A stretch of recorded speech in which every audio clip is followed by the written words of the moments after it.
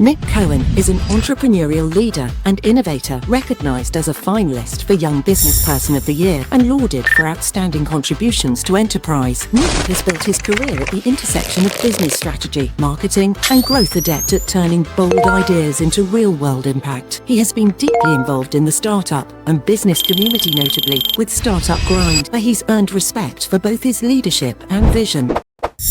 Welcome once again, Nick. For those who are listening to you who don't know who you are, can you introduce yourself? Yeah, so my name is Nick Cohen. I used to have a company called PCR. We were what was called an IT managed service provider. Do you want me to talk through the journey? Yeah. So PCR was a kind of accidental startup. Didn't go out with a mission to create something that I was then going to build and then exit and sell from.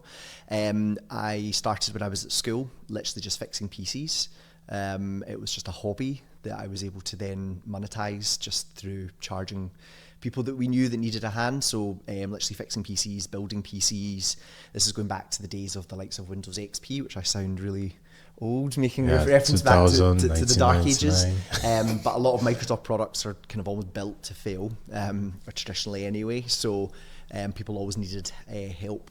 It was also the early stages of certain households, particularly older households, not having computers. So they needed somebody to come in and just help them set it up, transfer data around, show them how to use things. So when I was at school in my teens, I just started doing that for people in the local area, and that's really how it took off. It wasn't started as a way to build anything. It was more just a way of me generating some money. Prior to that, when I was younger, I did chores and tasks and wash people's cars, cut people's grass, just things to, when you're young, it's hard to make money. My parents didn't believe in just giving handouts or anything. So, we obviously had pocket money, but we never, if you wanted anything, you had to go out and earn it, which was a good philosophy, obviously, to start life with. That's pretty interesting. And again, I want you to talk a little bit more about that. And one of the trends that I'm trying to see is that most times entrepreneurs are, some people say entrepreneurs are born, some people say entrepreneurs are made. Was there something in your childhood that prepared you for spotting those opportunities and going after them? I suppose connecting it to the way I was brought up, my parents didn't believe in, big handouts. We had to do chores for our pocket money and, have to pull our weight essentially, which is a good basic philosophy. I've grown up through life knowing you've got to do something if you want something, as opposed to just expecting it's going to come to you. So there's definitely that kind of mindset piece there. It's quite key, and not, being spoilt, which I suppose some people can be when they're younger, is that, they don't do anything and they have everything pretty easy around them. So simple things like having chores to do around the house is obviously a good philosophy to teach kids to make sure that they see that. But just going back to your point around whether an entrepreneur is born, whether it's in your DNA, I think it's a bit of everything. I think every person's different, so everyone's drive and things that make them tick is different, but then also the environment around them. Some people have environments that are supportive and push you forward. So when I first started fixing PCs and charging people for that in the early days of PC repair, which is what PCR ultimately stood for, my mum and dad would drive me to places because I was in my early teens, didn't have access to a car, obviously couldn't drive. And then there was also the security element of, I was 13, 14, 15 going into strange people's houses, what could happen, especially now, never mind going back to then. So my mum and dad were incredibly supportive to enable me to do that. And if it wasn't for them doing that, that might have changed that starting path. Mm-hmm. So I suppose it's a combination of the things that happen around you and the support you're given, but also I think there's an instinct that people are born with. And it's to varying degrees of where that instinct lies in terms of how driven and how hungry you are versus, I value lifestyle now. That's quite a high priority for me, whereas in the early days of starting up, I wasn't as bothered about that. And what I mean by lifestyle is having friends, having time, going to the gym, enjoying fitness, not being chained down to something that, holds you back in that sense. I also do love you touched a little bit about how the environments that you were born, the environment nurture this entrepreneurial skill, spirit, and of course there will be. I'm sure you won't be the only one that has gone through those kind of environments, and some still don't have that hunger. the hunger to go, make more of themselves, the hunger to see through to whatever it is they started. Yep. Because I have a 2-year-old daughter. So I'm asking you now, real life story, how will you inculcate what kind of how will you provide that kind of environment for a child that you are raising? Well, I don't have kids. I have a dog, and that's the extent of my parental responsibilities. And that is, I suppose, is a conscious choice. I like the freedom, the flexibility, but everyone obviously has their own. So not being somebody that has to balance those, I think that looks really difficult.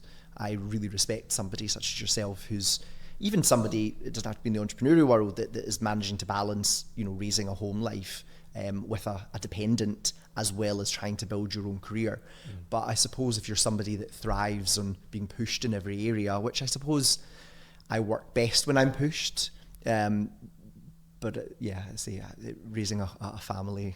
So what I'm saying is, I understand that you are raising a dog. Yeah, dog raised. I'm saying, was there anything you noticed in how you were parented, yep, that resulted into this, that we can, learn from, we can replicate?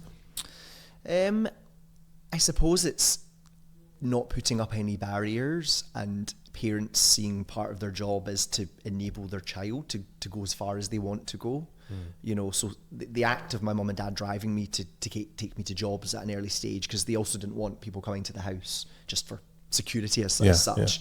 That changed, to be fair, I think a couple of years in, once my mum and dad saw just how much work was involved in taking me to different places as things got busier.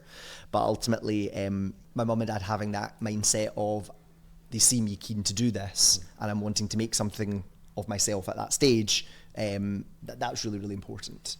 But I appreciate not every parent is able to do that, and not every family have access to a car, for example, and that's crucial in a place like Glasgow, where it's a very car-oriented city.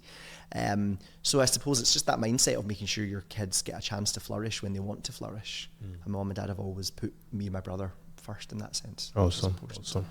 That's good, because I am noticing a trend with the people that I'm talking to. Yep. There is a saying that says charity begins at home. It looks like, having a stable home balance, yep, a nurturing environment contributes to one becoming a full, value-driven, contributing adult in the society, which which I really, really appreciate that, from your parents doing that. So I want you to talk to me a little bit about how was there a moment in time that you decided you are going to really, really take this thing forward? Yep. Turn it to a business. Was there any moment? Yeah, so it was 2009. I was 19. I was at Strathclyde Uni. So after school, I went on to uni. Going full-time with the company at that point really wasn't something I had considered, and I had the grades, and obviously university education in Scotland is free, so it was a kind of no-brainer to continue on to uni, but something never clicked. I was considering engineering, I was considering business, I had a few different options, and nothing felt completely right, but business seemed the most logical thing for me to go to. So I went to the Strathclyde Business School, which was really, really good, but I only stuck it there for a year, and I spent most of that first year trying to decide, do I stay, do I go, what do I do? And dropping out of something like that really wasn't my style. It's not normal what I wanted to do, but something didn't click. As I say, I enjoyed it and I appreciated it, but I also didn't invest myself into the education. I also was running the company, which was starting to grow properly alongside that. Fantastic. So I had a decision to make of what way I wanted to go with this. And to be fair to the person who was in charge of my year at Strathclyde Uni, she was incredibly supportive and said, look, take a year out, pause your degree where you are, which was the end of first year, and if after that year you want to come back, we'll let you pick up from second year, so I won't have to start again, which was really, that gave me the confidence to say, I need to give this a go, as opposed to knowing that I was going to go back to the beginning or having to reapply. The fact that I had that relatively easy option back in, it meant I could take a year, and if it all didn't go to plan, I had that safety net, which was really, really helpful. But that was the moment where I decided to go basically full time, and that was summer 2009. We opened our first office, and at that point, and that's really where it went all guns blazing. Started to employ people, started to build up a team, and then started to make all the mistakes that you need to make when you're building a business to understand the things that you don't do before you work out the things that you do. What was talking about mistake? Yep.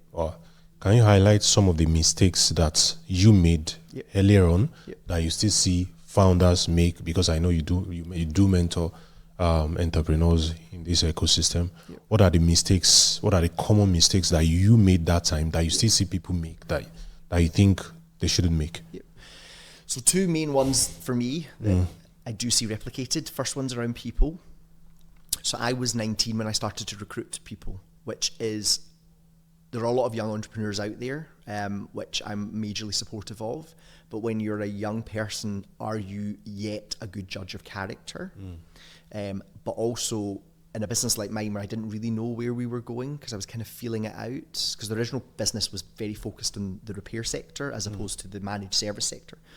So some of the early people that joined the team, it's trying to work out, who are the right people for the team and where is the team going to be in a few years' time, because I didn't have that kind of clarity. So there was definitely, the best way to use it is immaturity around my early hiring. And I would say that's something I've seen quite a few times with young entrepreneurs, because you think you need this, but you don't need that. But then also, is that even the right person to fill that role? So I definitely made quite a few hiring mistakes, some of them on my side in the sense of the person would have been right for a role, but I just hadn't fully understood the role that's needed. So definitely went through some people in the earlier stages, and vice versa, brought some people into the team that I thought would be a good fit and they weren't a good fit. So that's something, as a young entrepreneur, your people instincts might not be quite where they need to be, maybe too trusting. It's probably the way to look at it. And then the other main one that I made in our earliest days was spending money that didn't need to be spent in certain areas, and the main one for us would have been marketing. The PC repair original business focused on B2C, so we were fixing computers predominantly that were in people's houses, and we had a space in the south side of Glasgow for people to come to, and we would also go to them. We had a lot of competition locally, so I took the view of we're going to be the one that everybody knows the most. So we just flooded the local area with marketing on a regular basis. Oh, nice. Which was great to raise profile. We got lots of press stuff off the back of it. Young person starting a business also has a good hook. It was actually a customer of mine, an early stage customer, who said, why are you not using the young person's angle? And as soon as I started to in some of the local newspapers, I just got lots of regular press coverage. I'm actually in the process of moving house, and I've got some of the containers with just loads of newspaper, and some of it's just so funny. But we got loads and loads of press coverage, especially considering our business wasn't innovative or exciting. It was just a repair business. I know it's not, no business is just anything, but we got a lot of coverage because of that hook. But a lot of that also came because we were spending money in different areas of marketing. And at the end of the cycle with that particular part of the business, definitely looked back and saw a lot of money that was spent on campaigns that built our image, but did it actually create any sales? We don't really know, because some of the marketing we were doing was hard to track. But we did always used to ask people, how did you find out about us? So yeah, it's that balancing act. Hiring and marketing majorly. Marketing, yeah. And where you put your money. In the earliest days, if your startup fund is £10,000, every single penny of that 10,000 needs to be spent wisely. It's one of the reasons that if you've been to any of the events that I've been involved in running, when we've run events that are connected to funding, the topic on bootstrapping often comes up. And I obviously was a bootstrapper. I did get some support from some agencies, but I didn't receive any, official investment or anything from anywhere. So I would say that the business was started through bootstrapping. You've got to consider where that money goes very carefully versus someone that goes out and does a large raise, which I've never personally done. It's a very different dynamic because you've then got all of this cash. So do you spend that as wisely? Nothing hurts more than spending money that you don't have, and maybe not at the very start, but maybe 2 or 3 years into this part of the journey. So from me going full time, there definitely are a few moments where the bank balance was so low that it really taught me a lot of lessons around things that don't need to be spent, the timing, and learning to put provisions in place for VAT, for example, something that everybody makes, you know, but it's just carving that out and making sure that cash is there. Nothing teaches you, and you've been through this yourself, more about just the absolute genuine raw nuts and bolts of business is when there's not enough money in the bank, because you can be doing anything. The one common thing around every startup and scale up is cash. That will never go. And it really teaches you lessons as to how to spend money and how to budget, and also understand yourself in relation to that, because I know I can get carried away in certain things. So it's making sure that the right safeguards are put in place around that person, whether that's somebody else takes more of a handle on the purse strings, or whether that's just how you budget. You know, I never used to be good at budgeting in any side of my professional or personal life until I went through some of these episodes, and now I'm a lot more careful and considered as to knowing how money is moving to make sure that things are always okay. Because when cash runs out, that's when the real problems obviously exist.